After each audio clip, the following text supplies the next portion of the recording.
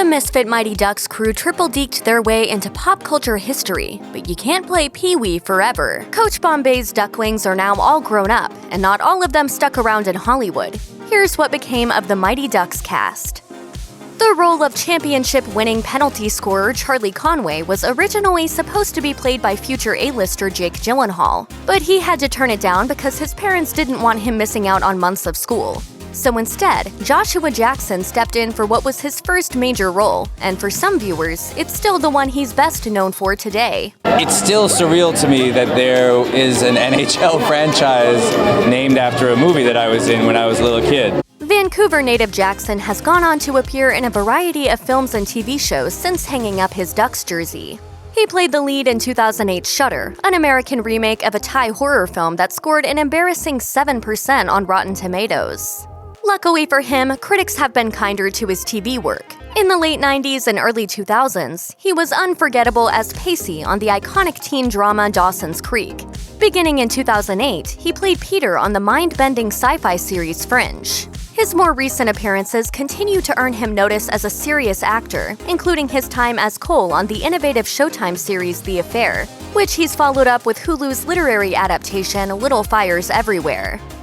If you're a Netflix subscriber, then you'll probably recognize Elden Henson as Foggy Nelson in the streaming giant's now canceled Marvel shows. But did you know that Matt Murdock's lovable sidekick is also the same guy who played hulking enforcer Fulton Reed in The Mighty Ducks? Fulton shows up when his teammates are cornered by their rivals on the Hawks, dispatching the bullies with ease. Henson was a key member of the team over the course of the 3 movies, but when the Ducks disbanded, he struggled to make an impact in the industry, resorting to supporting parts in such barely seen films as Evil Alien Conquerors. Henson's fortunes finally took a turn for the better in 2014 when he was cast as Pollux in the 2-part Hunger Games finale. It wasn't the biggest of roles, though. For one thing, Pollux is a mute, so Henson had 0 lines. But it was the start of bigger and better things for him, especially when he won the part of Foggy Nelson, which he played in Daredevil, Luke Cage, Jessica Jones, and The Defenders. Shaun Weiss worked on a number of TV shows before making his feature film debut in The Mighty Ducks. By 1992, he'd grown into a big-boned 14-year-old and was considered a perfect fit for the role of goalie Greg Goldberg, though acting on the ice proved a challenge for the teen. In 2010, he told Oi Chicago, "We had 3 months of hockey camp. Skating didn't come easy for me. I spent the first month on my ass." Luckily, his position involved a minimal amount of actual skating, and Weiss learned enough to stay off his backside. He went on to portray the flatulent goalie again in the sequels, taking time off between the two to star alongside Ben Stiller in the 1995 comedy Heavyweights. In 2014, he was asked about the possibility of a Mighty Ducks 4 while guesting on a radio show. I heard one of the versions for the movie, in one of the versions they were going to recast Goldberg with Jim Belushi. So we'll see what happens. Alas, things have been going downhill for Weiss since the turn of the millennium, both professionally and personally. He was accused of assaulting his girlfriend in 2013, and 5 years later, he was arrested for public intoxication. He was back in custody again in 2020 after breaking into a stranger's car. According to a police report, he appeared to be under the influence of methamphetamine, and he looked completely unrecognizable in his mugshot. Jussie Smollett played Terry Hall in The Mighty Ducks, but he didn't reprise the role in either sequel, instead opting to appear in the 1994 Rob Reiner comedy North. Those are Smollett's only 2 major film credits from the 90s, as his next feature didn't arrive until the 2012 indie dramedy The Skinny. That film was criticized for reinforcing gay stereotypes, but Smollett, who is gay himself, earned widespread praise for his portrayal of a gay character in the hit Fox series Empire. His turn as Jamal Lyon led to movie roles in the sci-fi sequel Alien Covenant and the legal drama Marshall. But his personal reputation would take a serious blow in 2019 after a series of bizarre events. In January of that year, Smollett claimed that he had been subjected to a racist and homophobic attack by 2 white men. There was an outpouring of support for the actor, but many fans then turned against him when Chicago police accused him of making the whole thing up. At a press conference, Police Superintendent Eddie Johnson claimed that Smollett had staged the attack because he was, quote, dissatisfied with his salary. The actor maintained his innocence, but he ended up being written out of Empire and he hasn't worked since. Aaron Schwartz has come a long way since the first Mighty Ducks movie. He played chubby prankster Dave Karp, and now he's sporting a broad and bearded look. He hooked up with fellow Duck Danny Tamberelli for an 8-episode stint on The Adventures of Pete and Pete in 1993, and then he joined another former castmate, Shaun Weiss, in 1995's Heavyweights. He then disappeared from the industry for more than a decade, and when he returned in 2009 on the CW's Gossip Girl, he had blossomed into a primetime-worthy hunk. His 3-year stint on that show is the longest period of time he spent playing one character. Schwartz joined the Marvel Cinematic Universe in 2017, but it wasn't exactly a huge role.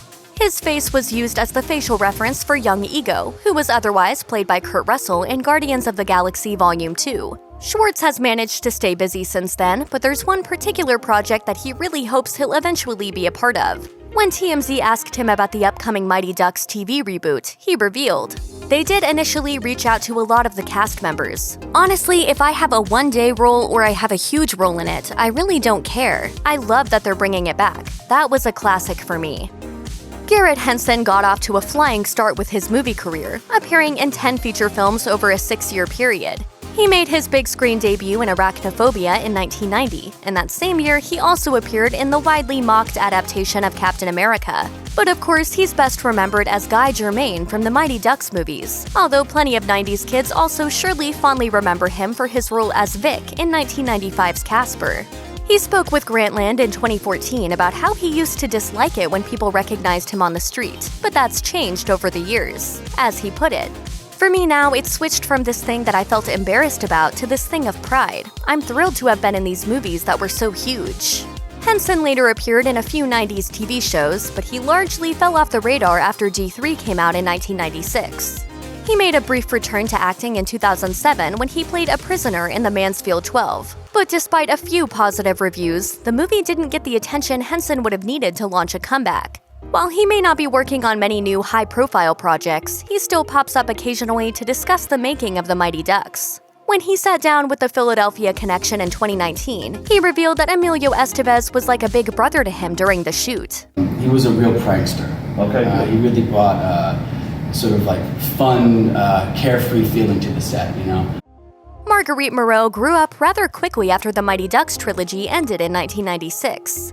The California native played camp counselor Katie in the 2001 spoof comedy Wet Hot American Summer. That film flopped upon its initial release, but it went on to achieve cult status. Moreau continued to make regular movie appearances throughout the 2000s, but the parts she was offered became increasingly unfulfilling, and she turned her attention to TV instead.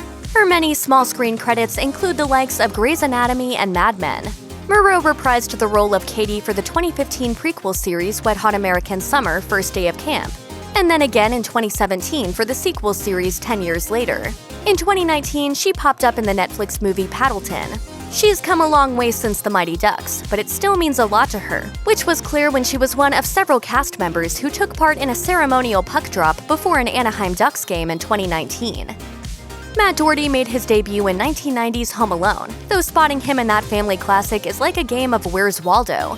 He plays the son of Uncle Rob, whose New York home Kevin turns into a house of horrors in the sequel. He's credited as Stefan, though he only appears for a matter of seconds in the family's French hotel room. He went on to play bespectacled goofball Lester Averman in the Mighty Ducks movies, but he's got another 90s classic to his name with the Mike Myers starring So I Married an Axe Murderer. As Doherty approached adulthood, the parts started to dry up, and he walked the tightrope between supporting actor and extra. Some of the roles on his filmography include such character names as Computer Guy, Masterpiece Video Employee, Drunk, and Twitchy Guy. He didn't even get a credit for his appearance as a butler in 2012's Best Picture-winning Argo. In recent years, he's turned to TV movies, including the 2015 sci-fi flick Supernova 45, in which he plays Jet Set, the tech-savvy sidekick of a pilot. Danny Tamberelli played defenseman Tommy Duncan in The Mighty Ducks, but he didn't return for either sequel. Instead, he opted to take on the part of Little Pete Wrigley in Nickelodeon's The Adventures of Pete and Pete, which is surely still the role that he's best remembered for. He had plenty of more success on 90s Nickelodeon, as he made several appearances on the slimy game show Figure It Out and joined the cast of All That. For those of you in a nostalgic mood, you'll be pleased to learn that Tamberelli has reunited with his former Pete and Pete co-star, Mike Morona, for a podcast called The Adventures of Danny and Mike. Other recent endeavors include founding a YouTube sketch comedy channel called Man Boobs and fronting the Brooklyn-based rock band Jounce. It's worth noting that getting into music has been a career goal of his ever since an amp-exploding encounter with rock star Iggy Pop on the set of Pete and Pete. J.D. Daniels was a prolific child actor in the 90s, with more than 30 film and TV credits to his name by the time the decade drew to a close. While he wasn't invited back to reprise the role of Peter Mark in either of the Mighty Ducks sequels, he went on to land a number of new roles across a variety of genres. He is arguably best remembered for his part in the NWA spoof CB4, and he also dipped his toes into horror with 1993's Man's Best Friend. Like some of his Ducks colleagues, Daniels has racked up plenty of voiceover credits. He had the part of the football-headed protagonist in the pilot episode of Hey Arnold, before being summoned back to the Mouse House to work on animated series versions of Disney properties like The Little Mermaid. Although he hasn't notched up any acting credits in almost a decade, Daniels remains active in the industry, currently working for the Actors Equity Association.